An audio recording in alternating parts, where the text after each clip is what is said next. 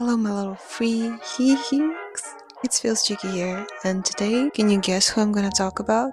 It's Michael Jackson. We've entered the Michael Jackson psychosis, all of us, I think, ever since the Michael movie came out, which I've seen twice in movie theaters. I have my own things going on with that movie, I'll talk about them later, but I think we can all agree that right now we're kind of experiencing this comeback of Michael Jackson, and I think we need to talk about that because on the 3rd of June, Netflix came out with a documentary which I have issues with.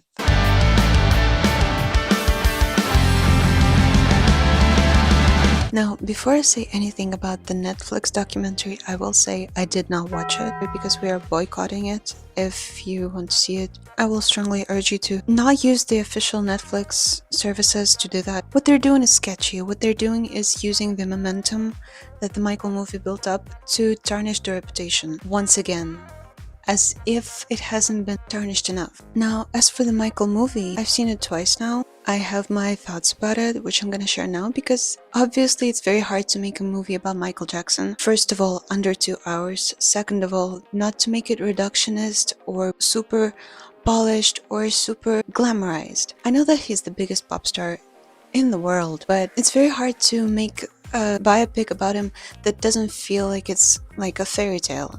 It's hard to make a biopic about him that doesn't feel like you're just omitting all of the details about his personal life, about his relationships. I think it's very difficult, but I'm happy that we're getting to a point where we're once again being reminded of who Michael Jackson was, first of all. The movie, yes, of course, it was a little corny, a lot of corny at times. You know, it's glamorized, it's polished, like it's a little fairy tale-ish. But I did cry, obviously. It was heartbreaking to see the Pepsi incident again, and to see Jafar, first of all, embody him, and second of all, just to feel like sometimes in the movie that it's shot that way that you genuinely think that yes, that's Michael on the screen. It's like the close-up shots, and especially the bad performance at the end, I couldn't help but cry because that's him.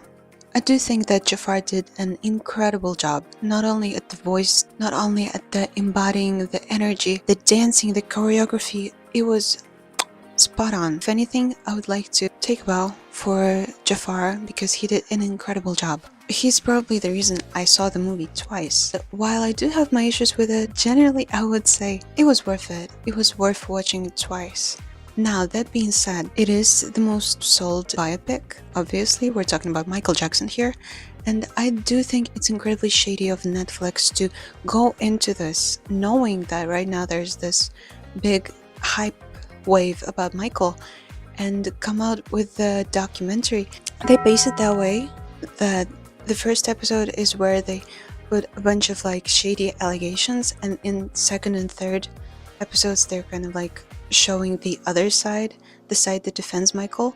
And I do think that's, first of all, deliberate, second of all, shady. You know what you're doing, Netflix. You know that you're using this moment to try and mess up the reputation again. The reason I know about this is shout out to MJ's Right Glove on Instagram. Go follow them. They posted summaries of the episodes of the Netflix series. They're doing the God's work. Yeah, and that's the reason I know it. They posted clips, they posted summaries. Thank you, MJ's Right Glove. Now, that being said, boycott Netflix.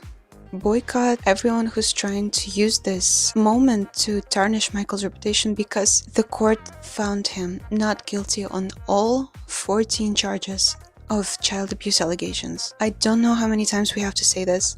The court found him not guilty on all 14 charges. You have to keep that in mind. I don't know what we're even doing here. Trying to frame us as, oh, was he guilty? Was he innocent? You decide. He's been gone for 17 years and still there's people trying to come out and demand all the money from the MJ estate.